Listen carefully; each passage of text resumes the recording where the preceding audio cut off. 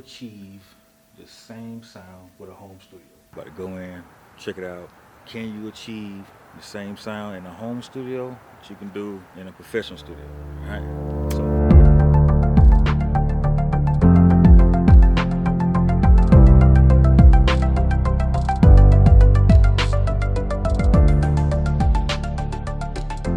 So my name is Noah McGrath. I'm the studio manager and lead audio engineer here at Charleston Sound. And sitting down and having a discussion about the studio, going over some music, some videos, and how we do things. Studio has been here since 2008. What type of names have came through? There have been a few. Our first and biggest client was definitely Darius Rucker. He cut the vocals for Wagon Wheel here, so that's kind of one of our claims to fame, so to speak. Yeah. We have a couple pieces of technology that was owned by some big cats. For example, right there is a tape machine that was owned by Pete Townsend of The Who. So we're very fortunate to have that here. As far as for these days, some of the bigger clients that we have are more on the commercial side of things. We've done a bunch of audio for Outer Banks, the TV show. One of our recent clients is Volvo. There's a Volvo plant around here, and they do like kind of a documentary about some of their workers. Food Network comes in here a lot. I'm blanking on some of the other ones. CSI Las Vegas is a recent client we had.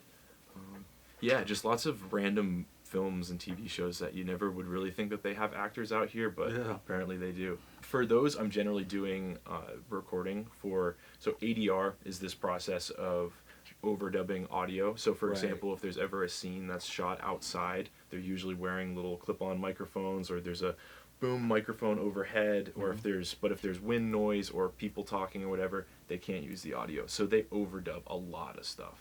This is the TubeTech CL1B. This is a compressor that can be used for lots of applications, but vocals primarily are what it does best. For mixing, that's kind of recording in, but for mixing, I like to use this Universal Audio 1176. This is another tried and true compressor.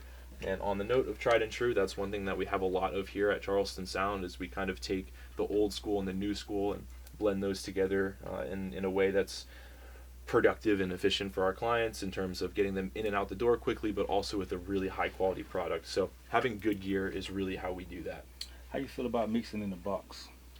There's nothing wrong with mixing in the box at all. There are many workflows that I think can be learned here and applied there. For example, when I really learned to kind of mix this way, at least learn to mix professionally this way. And it's helped me a lot mixing in the box now, because on my computer I can emulate these workflows. And these compressors, all of their settings have been adjusted for generations, and they all are so good at what they do that you can just trust it to do exactly what you need it to do. That's why we're able to get professional sounds like that here in the studio. Those things can be applied in the computer if you know what you're doing. And this stuff helps you kind of learn what you're doing. So these analog discs, like, they heat up and give you a better sound. Is that true? Mm-hmm. Yes, sir.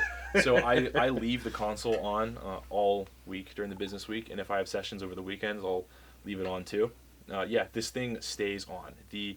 So we're getting into minute details here, but technically in the morning, a cold console will sound different than in the afternoon.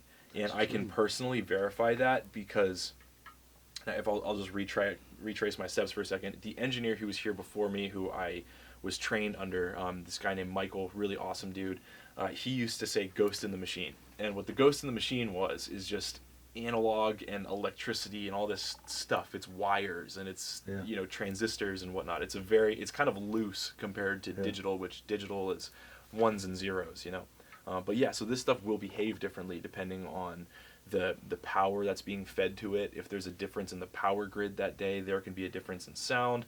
That's not something that I would really pick up on, but I do notice that later on in the day, if the speakers and everything has just been used all day, it literally will sound different. So to avoid any discrepancies, I keep this thing on. She stays on overnight and she's ready for me in the morning. NS10s are something that if a mix engineer were being taken around, like if an artist were to come into town and say The Weeknd comes into town and brings his engineer or something like that, if he were recording here, his engineer would be happy to know that they're NS10s, because most engineers are familiar with these speakers. It's kind of like in a way like an SM57, the microphone. It's just super standard. They're everywhere. Everyone uses them. So it's kind of like, when in doubt, one of those will be in the studio and I'll be okay. So it is kind of a wise thing for a studio to have a pair of NS10s. Also for myself, for the engineer, they're what's the best way to say this? They don't tire my ears out as much, so I can work for longer and have a higher quality of output if I'm not using the big speakers to tire out my ears. Right. So it sounds different in here, and that's something that we can use. And honestly, any recording environment can use a thought process like this. But yeah, so how they used to get reverb back in the day before we had all of our fancy plugins was by sticking a microphone in a reverberous space. So if you want to get your cave echo, well, go find a cave. That's what we have here. This is our cave. When I'm recording drums, I leave that door open over there, and it sounds huge in here. It literally sounds like you're in like a rock stadium. It's just big drums. It sounds amazing, and you can get different sounds by moving this microphone around. That's awesome. That's how they would have done it back in the old days, and even though it's kind of extra, it's also not, because it's just right there. Right. And it's kind of one of those things where it can make your recording space unique, which is why even if you're recording something at home, sometimes you can do something like record in the bathroom, like record like a vocal layer in the bathroom, and like just put that into the project file and see what happens. Right, you got a reverb. Exactly. Now you got a reverb. Oh. So, as you can tell by how much I like simply yapping about this stuff and this space, this is kind of like a space that I can be a mad scientist and try different things out. And after months and months and months of doing that, I landed on this being the ideal vocal recording space. So it's super tight in here. Just this cloud right here and these panels on the side, it just creates for a really dead vocal environment. Not too dead, but dead enough that you can really heavily EQ and compress a vocal, and you're not going to hear the room around. We used to record vocals in the middle right here. Yeah. And what we would do is we would take these things are all on wheels, these are called gobos. These things right here, these gobos. And we would create like a little mini booth up here by just kind of angling them in. But the problem of doing that is that you would have vocal recording station in the middle of the room, and then nothing else could be used because we would have to move everything around and whatnot. Right. So this current configuration, it's not as clean as necessarily like the studio postcard would like to be, but it's incredibly efficient. It sounds really good. Vocals in here are super tight, and you never have any problems with it. U87.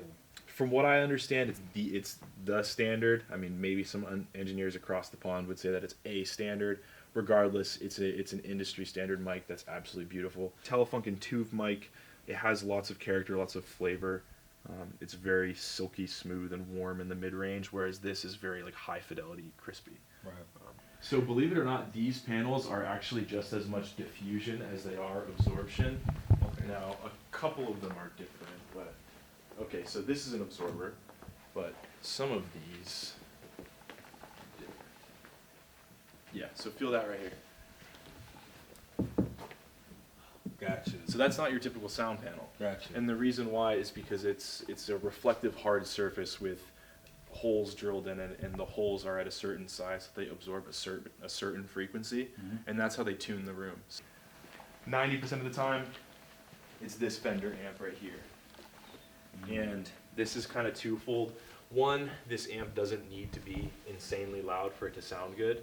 It just pretty much always sounds good. Second of all, it fits the style that works here. Thirdly, it's nice to have something out here so that the client can actually go in and touch the knobs. If they're using one of the big boy amps, we don't want people back there because it's so loud. Right. And lastly is that I can open the door and you can record the hallway.